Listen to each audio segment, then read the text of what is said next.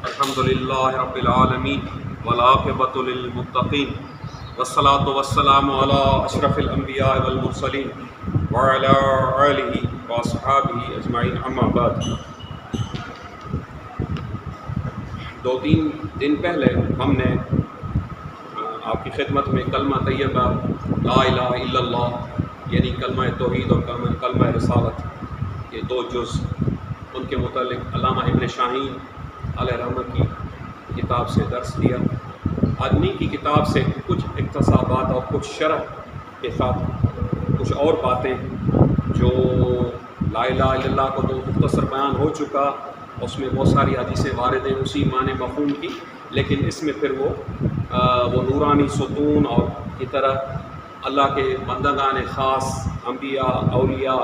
یا اللہ کے نیک صالح بندے صلحاء وہ کس طرح اپنی دعا سے اللہ تعالیٰ سے کو راضی کرتے ہیں اور جو اللہ سے مانگتے ہیں اللہ انہیں عطا کرتے۔ اس ضمن میں اس موضوع میں کچھ احادیث اور کچھ اللہ کے پاک کلام لاریب کلام قرآن مجید فرقان حمید سے کچھ آیات بینات پڑھنے کا اور پھر اپنے طور سے ناقص انسانی عقل فہم کے طور پر اس کی ناقص طور پر تشریح کرنے کی کوشش کروں گا۔ اللہ سبحانہ و تعالیٰ سے دعا ہے کہ اللہ تعالیٰ ہمیں اور آپ کو اور ہم سب کو قرآن فہمی اور حدیث کا علم، اس کا فہم اور اللہ اور اس کے رسول صلی اللہ علیہ وسلم کی محبت معرفت عطا فرمائے۔ تو اس دن نورانی ستون کا ذکر کیا تھا کہ جو بندہ لا الہ الا اللہ پڑھتا ہے تو ایک نورانی ستون اللہ تعالیٰ کے دربار میں جو سامنے حائل ہوتا ہے وہ بندے کی شفاعت کرتا ہے اور اللہ تعالیٰ ایک مرتبہ لا الہ الا اللہ پڑھنے والے کو بخش دیتا ہے۔ اب نورانی ستون اس میں یہ حدیث ہے، لیکن اس میں یہ سمجھیں کہ یہ بطور تخیل یہ صحابی نے رسول اللہ صلی اللہ علیہ وسلم سے یہ حدیث روایت کی ہے اور یہ ایک بطور تخیل کے طور پر اللہ کی بارگاہ کا صحیح فہم اور ادراک کو سوائے رسول اللہ صلی اللہ علیہ وسلم کے اور کوئی کسی کو نہیں، کیونکہ رسول اللہ صلی اللہ علیہ وسلم بھی وہی ہستی ہیں جو اللہ تعالیٰ کی بارگاہ میں جنہیں اللہ تعالیٰ کا اپنی ظاہری آنکھوں سے دیدار نصیب ہوا شب معراج کو، اور اللہ تعالیٰ کی کامل معرفت اور اللہ تعالیٰ کا کامل قرب اور آپ کو نصیب ہوا۔ باقی انبیاء اولیاء صلحاء اتقیاء ان کو وحی کے ذریعے اور روحانی طور پر اللہ تعالیٰ کو الہام کے ذریعے سے اللہ تعالیٰ کے دیدار اور انواع تجلیات نصیب ہوئے۔ یہ خاصہ ہے خلاصہ پیغمبراں سیدنا و مرشدنا حضرت محمد مصطفیٰ احمد مصطفیٰ صلی اللہ علیہ وسلم کا کہ آپ شب معراج اللہ تعالیٰ نے جب آپ کو اپنے دیدار کے لیے بلایا طلب فرمایا تو اسی رات حریم ناز میں اللہ تعالیٰ نے جب آپ کو بلا کر اور آپ کو ثم دنا فتدلی فکان قاب قوسین او ادنا، اور اس کے بعد اللہ تعالیٰ نے آپ کو اپنا دیدار کروایا اور اس میں پھر اولیاء کرام اور مفسرین کرام نے اس دیدار کے بارے میں اور ائمہ مجتہدین نے محدثین نے مختلف اقوال نقل کیے، ان طوالت میں نہیں پڑھتا، لیکن ہمارے سیدنا حضرت مجدد الفسانی رضی اللہ تعالیٰ عنہ فرماتے ہیں کہ وہ دیدار 2 قسم سے رسول اللہ صلی اللہ علیہ وسلم کو حاصل ہوا۔ ایک تو اس میں قول ہیں، کافی قول ہے، ایک تو فرماتے ہیں کہ ظاہری طور پر ایک قول ہے ظاہری آنکھوں سے یعنی ان آنکھوں سے جو پیشانی پر ہیں ان سے دیدار ہوا اللہ تعالیٰ کا، اور دوسرا آپ نے فرمایا کہ صوفیاء کی تحقیق کے مطابق اور ہماری تحقیق کے مطابق اللہ سبحانہ و تعالیٰ کا دیدار آپ کو دوسرا جو دیدار حاصل ہوا وہ سلسلہ علیہ نقش بندیہ کے جو لطائف ہیں ان میں جو لطیفہ 7ویں نمبر پر ہے جس کو سلطان الاذکار یعنی لطیفہ غالب کہتے ہیں، تو جو آخری لطیفہ ہے، اور وہ جب لطیفہ غالب پر جب تجلیات اللہ تعالیٰ کی پڑتی ہیں تو وہ غالب جو ہے وہ قلب میں جا کر مل کر اور تمام وجود کو وجود عنصری کو اللہ تعالیٰ کے ذکر سے وہ روشن کرتا ہے، تو اس میں اللہ تعالیٰ پھر 2 آنکھیں سالک کے لیے روشن کرتا ہے نورانی، انہی آنکھوں سے سالک کو روحانی طور پر مشاہدے میں مراقبے میں اللہ تعالیٰ کی صفات کا انوار کا تجلیات کا اس کو ادراک اور دیدار ہوتا ہے۔ لیکن رسول اللہ صلی اللہ علیہ وسلم کا یہ خاصہ تھا کہ وہ دیدار آپ کو آنکھوں سے بھی ہوا اور کامل طور پر جو دیدار حاصل ہوا وہ لطیفہ طالب کی، یہ جو اس جگہ اس کی جگہ ہے، اس جگہ بالکل اس جگہ ہے، ان سر کے بیچ میں یہاں پر لطیفہ طالب کی جو آنکھیں ہوئی تھیں اس سے بھی رسول اللہ صلی اللہ علیہ وسلم کو اللہ تعالیٰ کا دیدار خاص عطا ہوا۔ باقی مومنین کے لیے دیدار کا وعدہ بروز قیامت ہے۔ دنیا میں کوئی بھی اگر کوئی دعویٰ کرتا ہے کہ میں نے اللہ کو ان آنکھوں سے دیکھا ہے، وہ جھوٹا ہے، وہ گناہ، وہ بالکل جھوٹا ہے، اس کو جھوٹا اور کذاب مانا جائے گا بالکل، کیونکہ یہ جھوٹ ہے، دھوکہ ہے، شریعت کے خلاف ہے۔ ہم شریعت کے تابع، صوفیاء نے اگر جو دعوے کیے ہیں ہم نے اللہ کو دیکھا، تو صوفیاء کرام اللہ کے محبوب بندے ہیں، تو انہوں نے جو اللہ کو دیکھا وہ اللہ تعالیٰ کے ظلال کو دیکھا، ظلال کو دیکھا۔ ظلال کو ہم اس کو آسان سے عربی لفظ سے تشریح کریں، سایہ کہیں۔ اللہ تعالیٰ کے ظلال کو جب انہوں نے دیکھا تو ظلال میں جب اسماء و صفات کی ان کی سیر ہوئی اللہ کی طرف اور مع اللہ کی طرف، پھر انہوں نے جو اللہ تعالیٰ کے ظلال کو دیکھا، جب ظلال کو دیکھا تو انہوں نے کہا یہ خدا ہے، ان الحق سبحانی ما اعظم شانی لیس فی جبتی سوین اللہ، اور ایسے ان سے اقوال جو تھے وہ قرب کی وجہ سے اللہ تعالیٰ کی انوار کا پرتو اور تجلیات کا پرتو جب ان کے باطن پر پڑا تو ایسے ایسے الفاظ ان کی زبان سے بے اختیار، وہ انسان تھے، وہ اس کیفیت میں تھے حاصل، لیکن جب وہ کیفیت سے واپس لوٹتے اور عالم امر کی طرف لطیفہ قلب میں وہ رجوع کر جو نزول فرماتے اور اس دنیا میں آتے تو اس میں عالم خلق میں اس کے بعد وہ فوراً اس سے استغفار کرتے تھے ان الفاظ سے کہ یا اللہ تو پاک ہے ان چیزوں سے، جیسے سیدنا حضرت مجدد الفسانی رضی اللہ تعالیٰ عنہ کے بارے میں آپ کا توحید، جو آپ نے توحید بیان فرمائی اللہ تعالیٰ کی، وہ ایسی توحید ہے، ایسے الفاظ ہیں۔ آپ کھولیں مکتوبات پہلا جلد، اس میں اول مکتوب اللہ تعالیٰ کی توحید، جو سیدنا مجدد الفسانی کے جو لفظ ہیں وہ ایسے لفظ ہیں، امت کے کسی صوفی نے توحید کی ایسی تشریح نہیں کی۔ میں نہیں کہتا کہ اکابر جو متقدمین صوفیاء ہیں وہ سب ان کا مقام مرتبہ بہت بڑا، ہر کسی نے تشریح کی ہے، لیکن جو شریعت کے مطابق، عین شریعت مطہرہ کے مطابق حضرت سیدنا مجدد الفسانی علیہ رحمہ نے جو توحید کی تشریح کی ہے، اس میں آپ کا مشہور عربی ہے وہ مقوع ہوا توحید کے بارے میں فرماتے ہیں انہ تعالی وراء الورا ثم وراء الورا، اللہ تعالی، اللہ سبحانہ و تعالی وراء الورا ہے، بلند سے بلند، اعلیٰ سے اعلیٰ، اعلیٰ سے اعلیٰ، عرفہ سے عرفہ سے عرفہ۔ اللہ تعالیٰ کو نہ کسی زمان میں قید کر سکتے ہیں، نہ کسی مکان میں قید کر سکتے ہیں۔ اللہ تعالیٰ جہتوں سے پاک ہے، منزہ ہے، اللہ تعالیٰ واجب الوجود ہے، اور اللہ تبارک و تعالیٰ کی ذات جو ہے وہ کسی کے اندر سما نہیں سکتی، پوری کائنات میں بھی اللہ کی ذات اتنی بڑی ہے وہ نہیں سما سکتی۔ اللہ تعالیٰ وراء الورا ہے، میں مختصر کر رہا ہوں اس کو، اللہ تعالیٰ وراء الورا ہے، ثم وراء الورا ہے۔ تو یہ تشریح اور یہ حضرت سیدنا مجدد الفسانی نے کی اللہ تعالیٰ کی ذات کے بارے میں۔ تو باقی جو اولیاء اللہ کو یا انبیاء کو جو اللہ کے دیدار ہوئے وہ خواب کے اندر ہوئے، اور اللہ تعالیٰ سے انبیاء نے کلام فرمایا، وحی کے ذریعے سیدنا جبرائیل وحی لاتے تھے، جیسے سیدنا موسیٰ کلیم اللہ کا واقعہ آپ نے دیکھا، موسیٰ کو کلیم اللہ کہا جاتا ہے، وہ اس لیے وہ اللہ سے کلام کرتے تھے۔ جب طور پر جاتے، انہو بالواد المقدس طوا، جب وادی طوا میں جاتے سیدنا موسیٰ، تو سیدنا موسیٰ اللہ تعالیٰ سے کلام فرماتے، اس لیے انہیں کلیم اللہ کا، کلیم اللہ کی معنی مفہوم یہ اللہ سے کلام کرنے والا، اور اللہ تعالیٰ نے ان کے بارے میں فرمایا وَكَلَّمَ اللَّهُ مُوسَىٰ تَكْلِيمًا۔ یہ خاص اعزاز اللہ کے جلالی پیغمبر سیدنا موسیٰ کلیم اللہ علی نبینا علیہ الصلوۃ والسلام کو حاصل ہوا۔ وہ اللہ کے اتنے بڑے عاشق تھے، اتنے بڑے اللہ کے عاشق تھے کہ انہوں نے ساری زندگی یہ تمنا کی کہ یا اللہ مجھے اپنا دیدار کرا، یا اللہ تو رب ارنی رب ارنی، پھر ان کو لن ترانی لن ترانی لن ترانی سے انہیں تسلی دی گئی، لیکن ان کا عشق اور محبت، وہ اندر جو ان کا آتش فشاں تھا اللہ کے عشق کا، وہ اور بھڑکتا گیا اور بھڑکتا گیا اللہ کی محبت عشق میں۔ اس کے بعد جب انہوں نے بہت زیادہ اللہ کی بارگاہ میں عرض کیا دیدار کا، تو کہ وہ اللہ تعالیٰ کی تجلی ایک آیت خاص طور پر آئی، اور جس کے بارے میں قرآن میں ذکر ہے وَخَرَّ مُوسَىٰ صَعِقًا، حضرت موسیٰ علیہ السلام اس تجلی کو کتاب نہ لا سکے اور بے ہوش ہو گئے، اور 40 دن تک ایک روایت میں ہے کہ جبل خاک ہو گیا،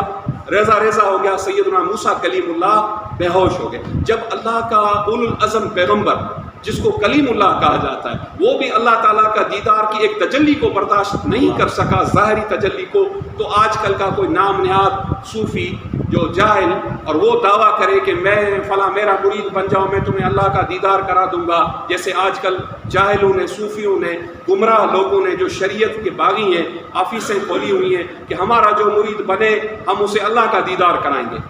دوسرا یہ غلط ہے، یہ لغو ہے، عین شریعت کے خلاف ہے، یہ مزہ کا خیز بات ہے۔ ہمیں قرآن ہماری سپریم اتھارٹی ہے، ہمیں وہ ماننی ہے بات جو اللہ نے ہمیں بتائی ہے، اللہ کے حبیب صلی اللہ علیہ وسلم نے بتائی ہے۔ یہ لوگ ہمارے لیے آج کل کے لوگ حجت نہیں، میں پہلے بھی آپ کو بتاتا ہوں، اللہ تعالیٰ کا کلام سچا کلام ہے، اللہ تعالیٰ کا کلام لا ریب کلام ہے۔ اللہ تعالیٰ فرماتا ہے ومن اصدق من اللہ حدیثا، اللہ فرماتا ہے میرے کلام سے زیادہ سچا کلام کس کا کلام ہے؟ اس کا نہیں، اللہ کا کلام ہے نا۔ اللہ اپنے لیے فرماتا ہے، اپنے کلام مجید کے لیے اور اپنے کلام کے متعلق فرماتا ہے۔ اس سے معنی مراد ہوتے ہیں جو لوگ باطل فرقے والے اللہ کی طرف جھوٹ، افترا اور کذب کی تہمت کرتے ہیں کہ نعوذ باللہ نقل کفر نباشت، نعوذ باللہ اللہ جھوٹ بول سکتا ہے۔ یہ ایک بد مذہب فرقہ ہے باطل مسلمانوں کے اندر، وہ اللہ کی طرف ان کے اکابر نے جھوٹ کی نسبت کی ہے۔ تو اللہ تعالیٰ فرماتا ہے ومن اصدق من اللہ قیلا ومن اصدق من اللہ حدیثا، اللہ فرماتا ہے اللہ سے زیادہ سچا کلام کس کا، اللہ سے زیادہ موزون اور سچا کلام کس کا۔ اللہ تعالیٰ ان کے جھوٹ کی نفی کرتا ہے اور اپنی سچائی اور پاکائی اور اپنی اللہ تعالیٰ شان الوہیت اور شان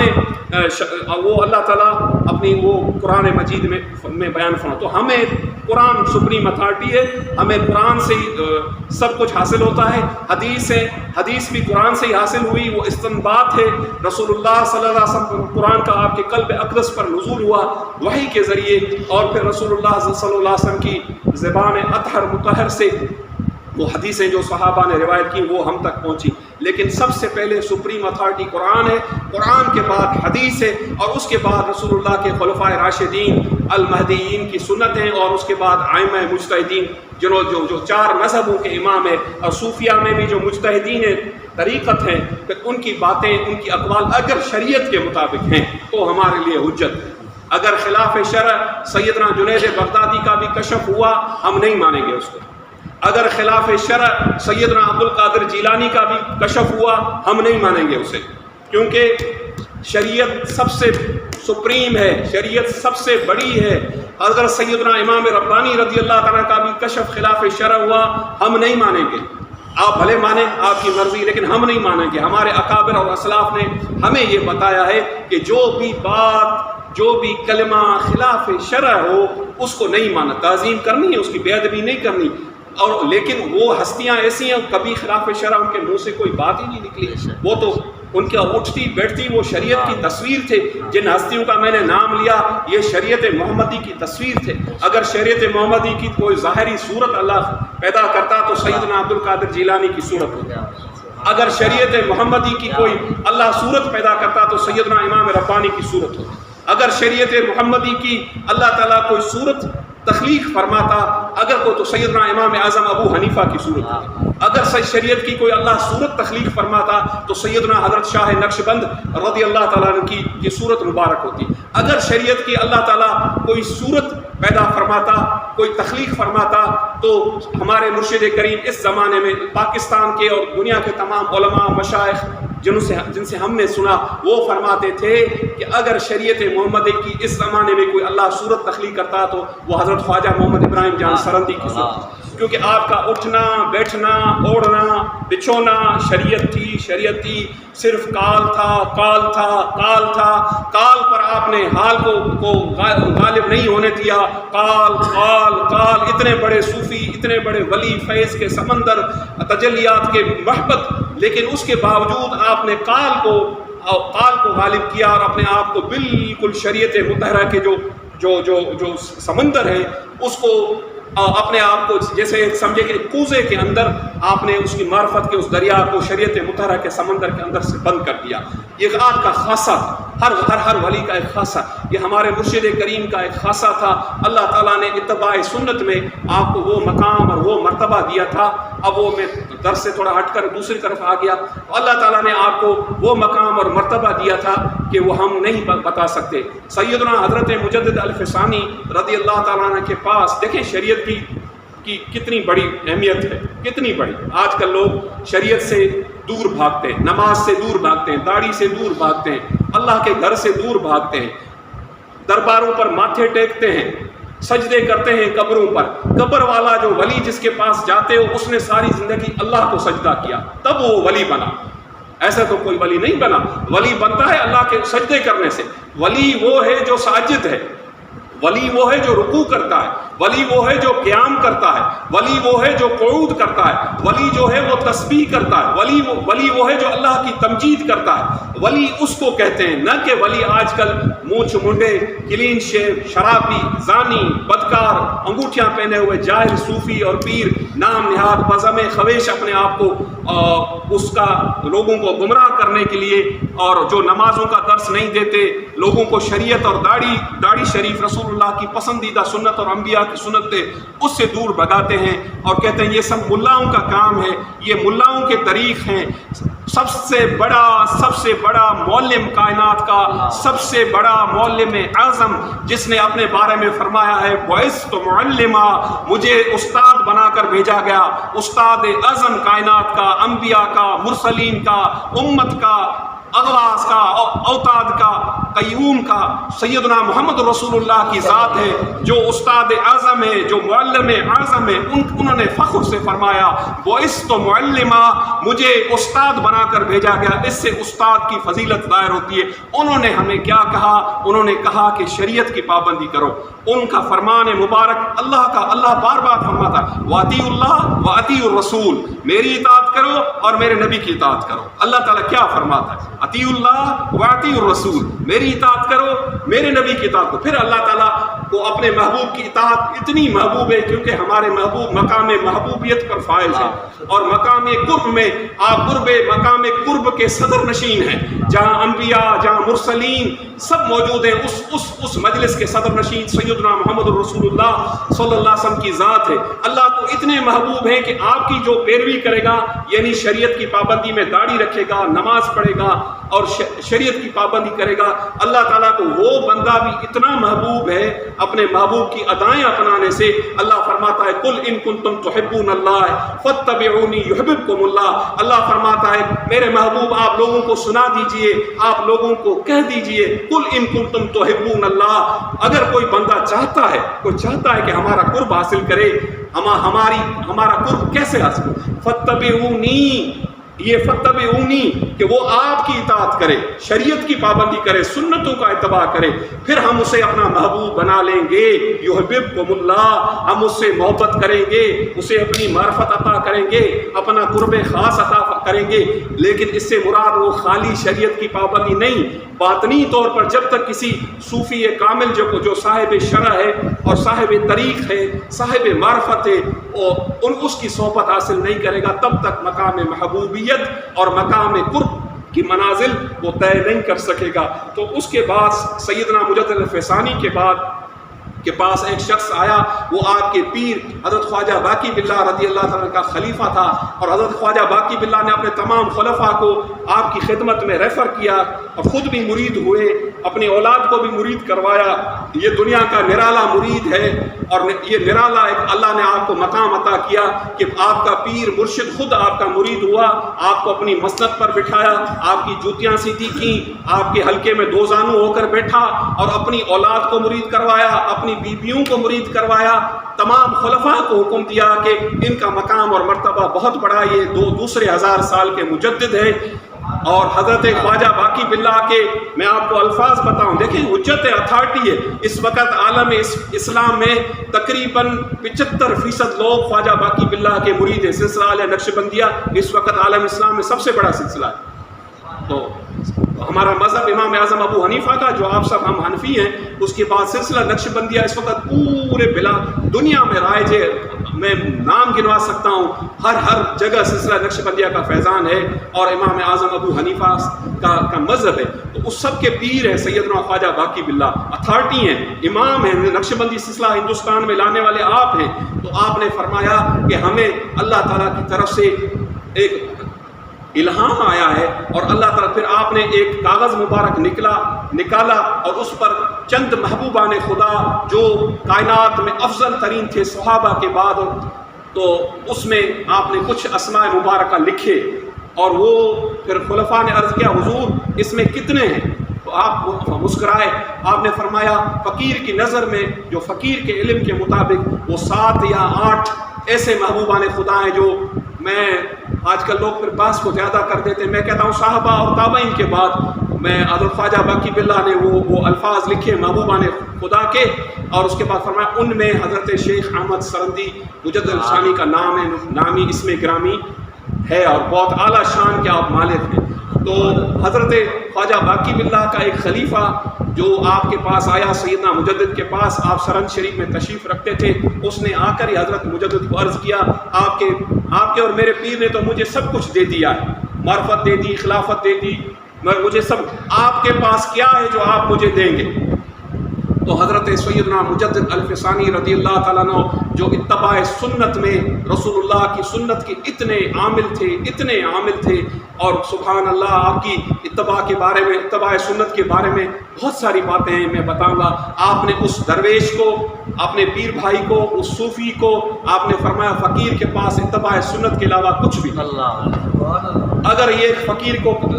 اگر یہ قبول کر لو تو ٹھیک ہے، فقیر کے پاس اتباع سنت کے نور کے علاوہ کچھ بھی نہیں، تو وہ فقیر حق تھا، ہمارا جیسا نہیں تھا اور گناہ گار قسم کا، وہ فقیر حق تھا، اس کو وجد آ گیا، اور وجد اس کو اتنا آیا، راویوں نے لکھا ہے کہ یہ زمین لرزنے لگی، زمین میں زلزلہ پیدا ہو گیا اس فقیر کو، آپ کے پیر بھائی کو، خواجہ باقی باللہ کے خلیفہ کو۔ پھر آپ مسکرائے، آپ نے اس کو کہا ٹھہر جاؤ فقیر، ٹھہر جاؤ، اتنے وجد کی ضرورت نہیں ہے، ٹھہر جاؤ۔ تو بہرحال پھر آپ نے فرمایا تو اپنے کمال ہمیں دکھا رہا ہے، ہم اگر چاہیں تو اگر اسی وقت توجہ کریں تو پوری کائنات روشن ہو جائے، ہم خشک لکڑیوں پر توجہ کریں وہ اللہ اللہ کرنے لگے، اور ہم اگر چاہیں تو سب کچھ کر سکتے لیکن نہیں کریں گے، کیونکہ ہمارے نزدیک سنت کے مطابق مسواک کرنا وضو سے پہلے وہ ان تمام کمالات سے بڑھ کر، مسواک کرنا رسول اللہ کی سنت ہے، مسواک جو ہم کرتے ہیں سنت وضو میں، حضرت مجدد نے فرمایا وہ ان تمام کمالات سے بہتر ہے جو تو نے ابھی نعرہ مارا اور زمین ہلنے لگی اور اپنی کرامتیں مجھے دکھانے لگے۔ فقیر کے نزدیک سنت رسول میں کہ اتباع میں مسواک کرنا وضو سے پہلے، وہ یہ ہے، یہ ہمیں سکھاتے ہیں کہ شریعت یہ چیز ہے، یہ نہیں کہ وہ کمالات کو چھوٹے ہیں، وہ بہت بڑے کمالات، وہ اللہ کے قرب کی منازل ہے، لیکن شریعت کی پابندی اور شریعت کی اہمیت کے بارے میں ہمارے اسلاف، ہمارے اکابر ہمیں تو جو ہے وہ سکھاتے ہیں، اور ان کی تعلیم اور ان کا جو ہے وہ ہمارے لیے نظریہ جو ہے وہ ہمارے لیے مشعل راہ ہے، اور اللہ تعالیٰ سے دعا ہے کہ اللہ سبحانہ و تعالیٰ ہمیں انہی محبوبان خدا، انہی پاک تینت ہستیوں کا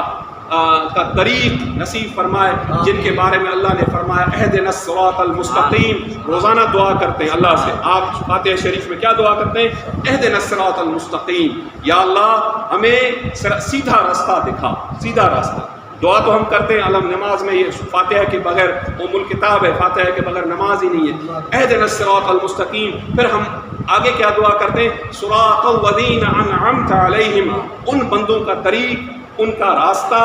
جو تیرے انعام یافتہ بندے ہیں، جو تیرے مقرب بندے ہیں، جو تیرے خاص بندے ہیں۔ یہ روزانہ ہم اللہ سے یہ 2 دعائیں نماز میں،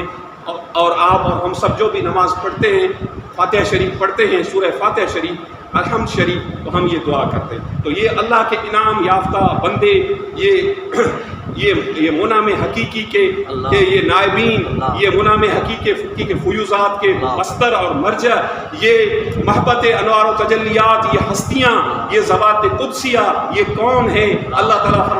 فرماتا ہے انعم اللہ من النبیین والصدیقین والشہداء والصالحین وحسن اولئک رفیقا۔ اللہ فرماتا ہے میری انعام یافتہ جماعت، اگر پوچھنا چاہے انعم اللہ، ہماری انعام یافتہ جماعت، من النبیین، سب سے پہلے انبیاء ہیں، مرسلین ہیں، پھر صدیقین ہیں جو بہت بڑے اولیاء ہیں، جو صحابہ ہیں وہ صدیقین میں آتے ہیں، اور تابعین ہیں، تبع تابعین ہیں، ائمہ مجتہدین ہیں، یہ صدیقین ہیں۔ اس کے بعد شہداء ہیں جو اللہ کی راہ میں شہید ہوئے، ان کا بہت بڑا مقام ہے، بہت بڑا مرتبہ۔ اس کے بعد صالحین، نیک لوگ، اچھے لوگ، اللہ کے ولی، نماز پڑھنے والے، شریعت کی پابندی کرنے والے، اس کو صالح کہا جاتا ہے۔ اس کے بعد پھر اللہ انعام یافتہ جماعت کے ساتھ رہنے والوں کو ایک مجدہ سناتا ہے، ایک خوشخبری سناتا ہے، ایک اللہ کی طرف سے انہیں یہ فرمایا جاتا ہے کہ جو ان کے سنگتی ہیں، جو ان کی دوستی اور میت میں رہتے نیک لوگوں کی صحبت اور سنگت اختیار کرتے ہیں، اللہ فرماتا ہے وَحَسَنَ أُولَٰئِكَ رَفِيقًا، اور ان میں وہ لوگ بھی ہیں جو ان کے رفیق ہیں، اللہ کے نیک بندوں کے ساتھ، علماء کے ساتھ، صلحاء کے ساتھ، اتقیاء کے ساتھ، اصفیاء کے ساتھ، انبیاء کے ساتھ، صحابہ کے ساتھ، اہل البیت کے ساتھ، تو اور جو لوگ ہیں اللہ پہ انہیں بھی ان جماعتوں کو بھی اللہ تعالیٰ یہ خوشخبری اور یہ مجدہ سناتا ہے۔ اور بروز محشر ہر جماعت اپنے شیخ کے ساتھ اور نیک لوگوں کے ساتھ جنت میں بڑے شان سے جائے گی، اور جنت میں وسیق الذین اتقوا ربہم الی الجنۃ زمرا، تو وہ اللہ تعالیٰ یہ جلوس در جلوس وسیق الذین اتقوا ربہم الی الجنۃ زمرا، گروہ در گروہ جلوس کی صورت میں اپنے قائدین اور اپنے علماء اور اپنے شیخ، اپنے مرشد، اپنے اکابر کے ساتھ یہ جماعت بروز محشر، اللہ تعالیٰ نے قرآن میں فرمایا ہے کہ ہم نے اپنے طرف سے نہیں، قرآن کی آیت بیان کی ہے، وہ ایسے جماعت کے طور پر گروہ در گروہ وہ جنت میں جائیں گے۔ اللہ تعالیٰ سے دعا ہے کہ اللہ تعالیٰ ہمیں ان ذوات قدسیہ کی مائیت اور محبت اور سنگت اور سچی غلامی نصیب فرمائے۔ مجھ گناہگار بندے نے ناقص علم، فہم اور عقل ادراک کے باوجود جو کچھ یہ کلمات کہے ہیں، اللہ تعالیٰ اپنی بارگاہ میں قبول فرمائے، اپنے محبوب صلی اللہ علیہ وسلم کی بارگاہ میں قبول فرمائے، اور ہم سب کو میری مغفرت فرمائے، آپ سب کی مغفرت فرمائے، اور کل امت محمدیہ کی اللہ بخشش اور مغفرت فرمائے، اور اللہ تعالیٰ اپنا سچا بندہ، اپنا عبد ہمیں بنائے، اور مقام عبودیت جو اعلیٰ سے اعلیٰ مقام ہے سیدنا رسول اللہ صلی اللہ علیہ وسلم کی مطابقت میں مقام عبودیت اللہ تعالیٰ ہمیں نصیب فرمائے، اور ہمیں مطمئن نفس مطمئنہ اللہ نصیب فرمائے، وہ نفس مطمئنہ جس کے بارے میں اللہ فرماتا ہے یا ایتھا النفس المطمئنہ ارجعی الی ربک راضیۃ مرضیہ فادخلی فی عبادی وادخلی جنتی، اے مطمئن نفس، اے پاک نفس، اے نیک، اے ولی کے نفس، ایتھا النفس المطمئنہ، دنیا میں ہم نے تم کو مطمئنہ بنا دیا، اب تمہیں ندا کر رہے ہیں، تمہیں پکار رہے ہیں، تمہیں بلا رہے ہیں، جب تمہارا آخری وقت ہے، تمہارا خیال ہے کہ میں رفیق اعلیٰ کی طرف آؤں، مقام قرب میں آؤں، تو ہم تمہیں مجدہ دیتے ہیں، تمہیں خوشخبری دیتے ہیں کہ اے مطمئن نفس، یا ایتھا النفس المطمئنہ ارجعی الی ربک راضیۃ مرضیہ، اپنے رب کی طرف لوٹ، اپنے رب کی طرف آ، اس شان سے کہ تیرا رب تجھ سے راضی، تو تیرے رب سے راضی، فادخلی فی عبادی، میرے بندے فادخلی، آ جا اور جنت میں داخل ہو جا، وادخلی جنتی۔ اللہ تعالی ہمیں وہ نفس عطا فرمائے۔ وما علینا الا البلاغ، وآخر دعوایا ان الحمد للہ۔